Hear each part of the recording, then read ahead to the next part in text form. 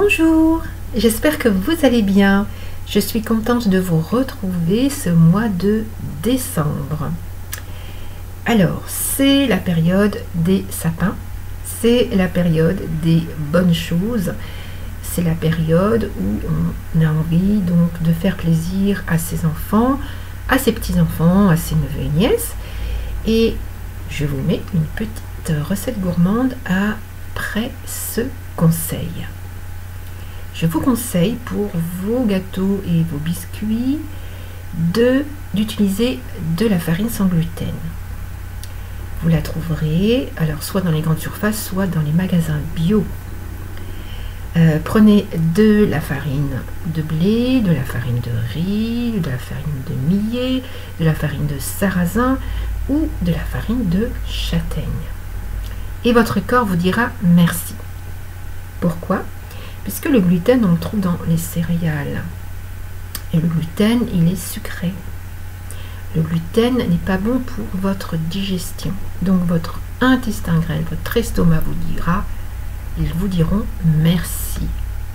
Si vous mangez beaucoup trop de céréales, à terme, ce qui risque d'arriver, c'est que voilà, ça va atteindre également votre cerveau. Donc privilégiez plutôt les légumes de saison. Mangez-en beaucoup et quelques fruits seulement. Pourquoi le gluten, il faut l'éviter? Donc je vous disais, pour éviter par exemple les problèmes de constipation ou les problèmes de gastro-entérite, d'accord? Également pour éviter la fatigue, puisque si vous en mangez trop, votre corps va faire un effort de digestion. Et si vous êtes fatigué, ça va être un cercle vicieux, vous allez mal dormir, etc. Donc pour votre mieux-être, évitez la surconsommation de gluten. Bon, et puis bien sûr, vous allez être mieux, donc forcément, pour votre bien-être, pour votre vitalité, vous serez mieux. Donc suivez ce conseil bien-être, faites cette recette gourmande après ce conseil et évitez la farine avec gluten et privilégiez la farine sans gluten.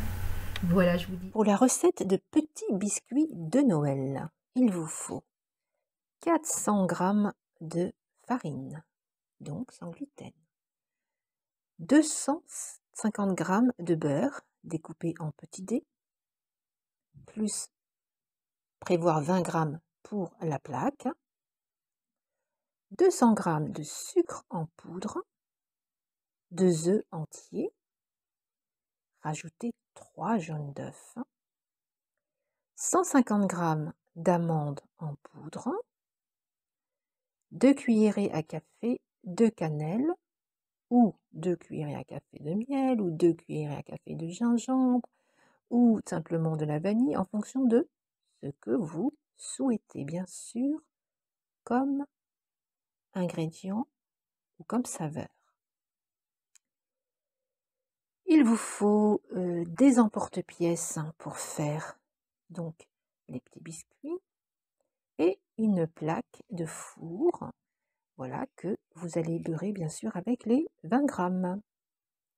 Alors tout ceci c'est pour environ 1 kg de biscuits. D'accord? Alors, préparation. Mélangez et travaillez le beurre et le sucre jusqu'à ce que le mélange blanchisse légèrement. Ajoutez ensuite la farine et les amandes, puis les 2 œufs entiers sans cesser de mélanger. Versez ensuite vos ingrédients au choix, donc la vanille, la cannelle, le gingembre, le miel, d'accord, ce que vous souhaitez. Formez une petite boule de pâte que vous allez envelopper avec un film alimentaire. Et vous allez mettre cette boule de pâte au frais, soit 3 heures, ou si vous le pouviez, encore mieux, laissez reposer toute la nuit. Le lendemain, vous allez préchauffer votre four à 180 degrés ou alors thermostat 6. Sortez ensuite la pâte du réfrigérateur, étalez-la jusqu'à ce que vous obteniez une épaisseur d'environ 4 mm et découpez les biscuits avec les emporte-pièces. Alors faites la finition que vous voulez. Alors soit vous faites la finition avec du jaune d'œuf tout simplement. Donc avec un pinceau, vous mettez du jaune d'œuf et vous ajoutez les petites décorations que je vous ai montrées, les petites boules. Soit vous faites une pâte blanche avec du sucre glace et du citron. Donc vous badigeonnez le biscuit, vous mettez ensuite votre décoration, ou vous prenez tout simplement un pinceau, ou vous prenez le tube blanc ou le tube jaune, ou le tube rouge ou le tube bleu, enfin il y a toutes les couleurs que vous voulez dans le commerce. Et vous badigeonnez donc le dessus des biscuits. En tous les cas, vous enfournez à four, disons 10 à 12 minutes pour la cuisson. Vous faites les décorations bien sûr après. Alors surveillez bien la cuisson. Les biscuits ne doivent pas être trop durs, donc vous verrez un blond doré. Voilà, et là vous aurez vos biscuits cuits. Vous le sentirez à l'odeur de toute façon. Alors la finition, bien sûr, c'est après la cuisson. On n'enfourne pas avec la finition. On met la finition à sécher par la suite. Ça a meilleur goût. Surtout le citron avec le sucre glace. C'est délicieux. Et ben voilà, je vous souhaite un bon appétit. Et puis, suivez bien les conseils. Au revoir.